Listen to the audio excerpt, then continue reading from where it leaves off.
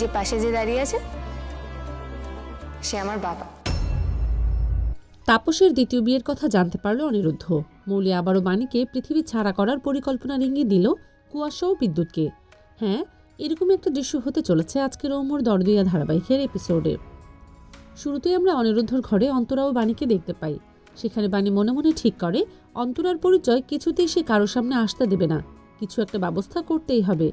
এরই মধ্যেই বাণী অনিরুদ্ধকে জানায় অন্তরা রক্তের মাধ্যমেই অনিরুদ্ধ জীবন ফিরে পেয়েছে। তখন অনিরুদ্ধ অন্তরাকে কৃতজ্ঞতা জানায়। পরবর্তীতে অন্তরা অনিরুদ্ধকে বলে, আমি কিন্তু তোমার উপরে খুব রেগে আছি। তুমি বিয়ে করেছো, একবারও আমাকে কিন্তু জানাওনি। আমার বয়ফ্রেন্ডের থেকেই জানতে হলো। বয়ফ্রেন্ডের কথা শুনে অনিরুদ্ধ অন্তরাকে তার বিষয়ে জিজ্ঞেস করে। তখন অন্তরা আর্যর ব্যাপারে সবটাই বলে এবং আর্যর সাথে যে তার রিলেশনশিপ তার ফ্যামিলি মেনে নেবে না সেটা অন্তরা অনিরুদ্ধকে জানায়।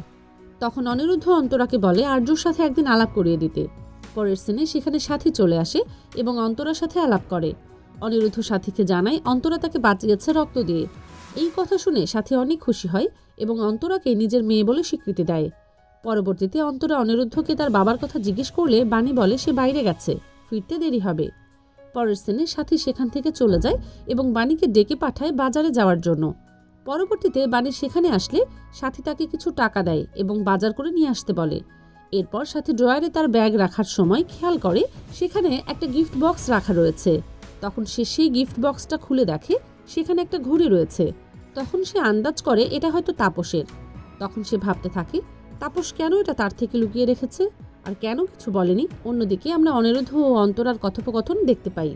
অন্তরা অনিরুদ্ধকে তার ফ্যামিলি সম্পর্কে জানাচ্ছিল এবং তার মোবাইলে থাকা বেশ কিছু ছবি দেখাতে থাকে।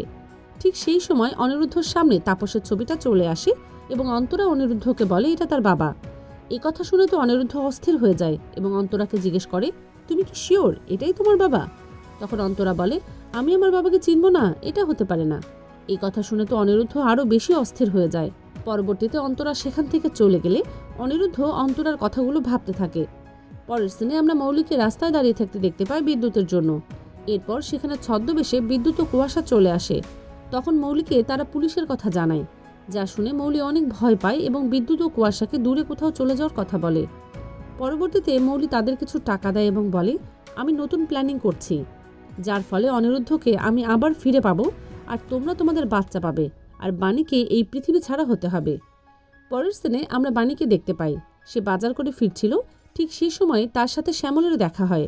শ্যামলী ভিক্ষুকের মতো রাস্তায় ঘুরে বেড়াচ্ছিল, যা দেখে বাণী জিজ্ঞেস করে, তোমাকে বিদ্যুৎ বাড়ি থেকে বের করে দিয়েছে তাই না? শ্যামলী বলে, আমার পাপের ফল পেয়েছি। তোকে বাড়ি থেকে বের করে দিয়েছিলাম, তার শাস্তি আমি এখন পাচ্ছি। এরপর বাণী শ্যামলীকে তার সাথে নিয়ে যায়। এরপর সিন ঘুরিয়ে আমাদের অনিরুদ্ধকে দেখানো হয়। সে অন্তরার কথাগুলো মনে করে অনেক বেশি উত্তেজিত হয়ে পড়ে এবং তার শরীর খারাপ হতে থাকে। ঠিক সেই সময় সেখানে বাণী চলে আসে এবং অনিরুদ্ধকে এই অবস্থায় দেখে ঘাবড়ে যায়। তখন বাণী তাকে জিজ্ঞেস করে কি হয়েছে। তখন অনিরুদ্ধ তার বাবার কথা বলতে থাকে, যা শুনে বাণী অনিরুদ্ধকে বলে, তার মানে আপনি অন্তরার থেকে সব সত্যি জেনে গেছেন? এই কথা শুনে তো অনিরুদ্ধ অনেক অবাক হয়ে যায় এবং বাণীকে বলে, তার মানে সে আগে থেকেই সবকিছু জানতো। শেষ দিনে আমাদের বেশ কিছু সিন দেখানো হয় যেগুলো আগে বাণী অনিরুদ্ধকে বলেছিল তার বাবার ব্যাপারে। এরপর অনিরুদ্ধ বাণীকে বলে, তার জন্যই আপনি আমাকে বলতেন আমার মায়ের আমি ছাড়ার কেউ নেই। আপনি কেন সত্যিটা লুকিয়েছিলেন? আমি আপনার বাবার খুনি বলে আপনি এভাবে প্রতিশোধ নিলেন? তখন বাণী বলে, না, আমি স্বীকার করছি আমি সত্যিটা জানতাম। এই কথা শুনে তো অনিরুদ্ধ অবাক হয়ে যায়। আজকের পর্ব এইটুকুই, দেখা হচ্ছে আগামী পর্বে।